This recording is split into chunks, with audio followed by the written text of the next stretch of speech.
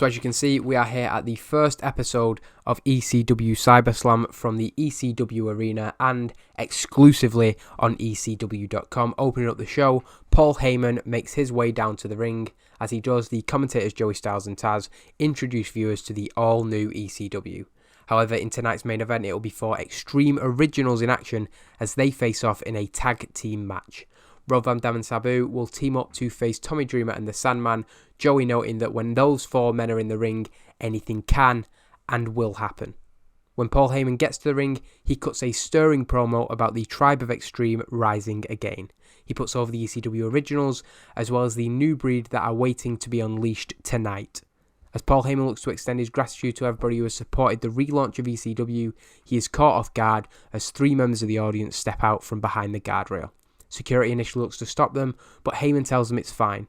If they have something to say, then give them a microphone. Homicide will opt to speak for the group. He's joined by Loki and Xavier, asking Paul Heyman if he knows who they are. Heyman of course does, and introduces the 3 men to the ECW arena. The trio then refuse an invitation to enter the ring, saying that Paul had his chance to do this on his terms by giving them a call. Instead, they're here to take their spot. Revolution is coming, but it'll be on their terms. The 3 men return to their seats at ringside, seemingly ready to watch the rest of the show. Moving on, Heyman agrees that another revolution is coming, but before anything else, he wants to address the ECW World Championship. Taking the new ECW title from a belt bag he'd carried to the ring, Paul said that the championship is in play from tonight, with every single member of the roster in contention. The process of elimination is simple. If you lose a match, you're out of the running. When one man remains undefeated in ECW, he will be crowned the first new ECW World Champion. Following this announcement, we finally go into the opening credits of the show. It's then time for the first match of the new ECW, and it will be the first of 2 original v New Breed matches on the night. CM Punk is put over as the antithesis of the old ECW, given his straight edge lifestyle, but he defeats Just Incredible in 4 minutes and 53 seconds with a go-to sleep. The 2 didn't click, unfortunately, but it's a 41D rating, the colour commentary giving the match a boost. CM Punk had an in-ring performance of 61, while Just Incredible had 33, so clearly CM Punk carrying the match, and seeing why Just Incredible probably won't be featured too heavily in this new ECW. Well, and the fact that he's wasted on drugs, which isn't good at all, so Just Incredible unlikely to stick around too long. After the match, CM Punk will stand tall in the ring, the commentators putting over his decisive victory over Just Incredible. As Punk leaves the ring, he will walk past the 3 men who were in the crowd, Joey Styles noting that just like CM Punk, 2 of those 3 men are former Ring of Honor World Champions. We then go into a vignette for Steve Corino, the king of pro wrestling, who is coming to ECW.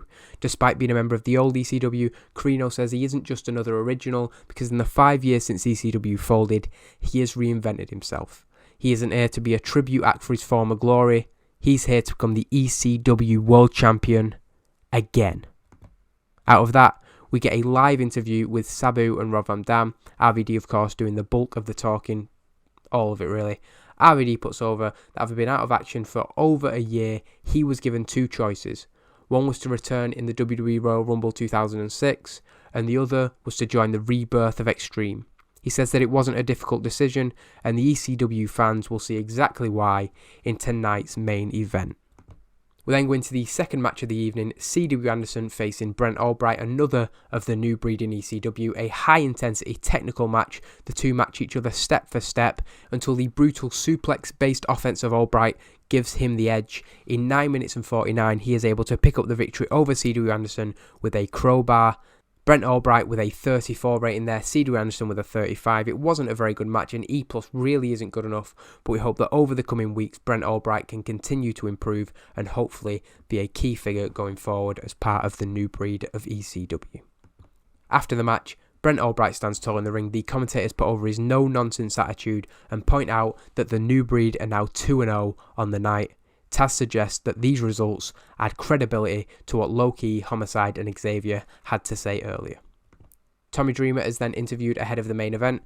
When he is asked whether he's seen the Sandman, he replies, "What do you think?" Despite that, he has a feeling he knows exactly where the Sandman is, and he'll be exactly where he needs to be in time for the main event. a 53 C-, a masterful job of improvising, so Tommy Dreamer's probably going to be one of our best promo guys to carry programs forward. He might not be the most exciting in the ring, but he certainly has the history and the character to be a big part of this new ECW. Before that main event, we get another vignette, the final vignette of the night for Elijah Burke. It shows off his boxing skills. He's coming soon to ECW. He is the future of ECW. That main event gets a C65, so that is a very good rating. Great chemistry for both of the teams. A 68 for Sabu, not too bad. An 82 for Rob Van Dam. He's going to be a big part of the success of this company. In 14 minutes and 28, Rob Van Dam pinning the Sandman, a 5-star frog splash, and Arabian facebuster through the table. That spot that they made so famous, that iconic spot that they do.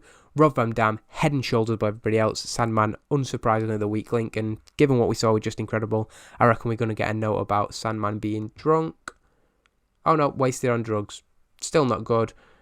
In fact, it could be both, couldn't it? Oh no, just the one, but there, again, another person like Just Incredible, who we're not really going to be able to do too much with unless they can kick them habits, which seems unlikely. Anyway, following the match, as RVD and Sabu have their hands raised, the commentators put over the way the 4 ECW originals had just been to war. Even the victors are struggling to stand.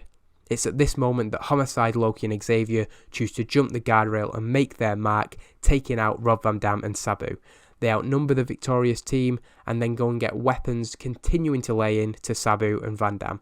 When they're laid out, Dreamer and Sandman try and help, but they're fatigued and are easily kept down by Homicide, Loki and Xavier. They just are in complete control of the situation.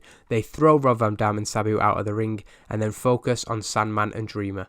Xavier hits a 450 splash to Sandman, Homicide hitting a Gringo Killer to Tommy Dreamer before propping him up on a steel chair. He feeds his arm through the gap in the chair. Xavier takes a cookie sheet and covers the shoulder of Tommy Dreamer. This allows Loki to climb to the top rope and dive down, hitting a double foot stomp to the innovator of violence. With the 4 originals from the main event laid out across the ringside area, the commentator suggests that these 3 men are innovators of their own and were ready to shake the foundations of ECW. Loki, Homicide and Xavier stand tall to win the show, with Joey Styles declaring that Extreme Championship Wrestling is back and the new breed have been well and truly unleashed. So we get a D+, 52, not very good. There weren't enough attractive women on the show, a 1:17 ratio. It does increase our popularity in 44 regions, but the thing that's disappointing is the fact that we got a 65 main event and the rest of the show dragged it down. Nonetheless, that is the first episode of ECW CyberSlam. We established CM Punk and Brent Albright, as well as Homicide, Loki and Xavier as the main agitators to that group of originals. That's going to be a war that goes on. We're also going to crown an ECW World Champion via a Winners Club. Basically, everybody's in the pool, one by one. As you lose a match, you fall out of the pool until only one person remains. That person will be crowned the first new ECW World Champion.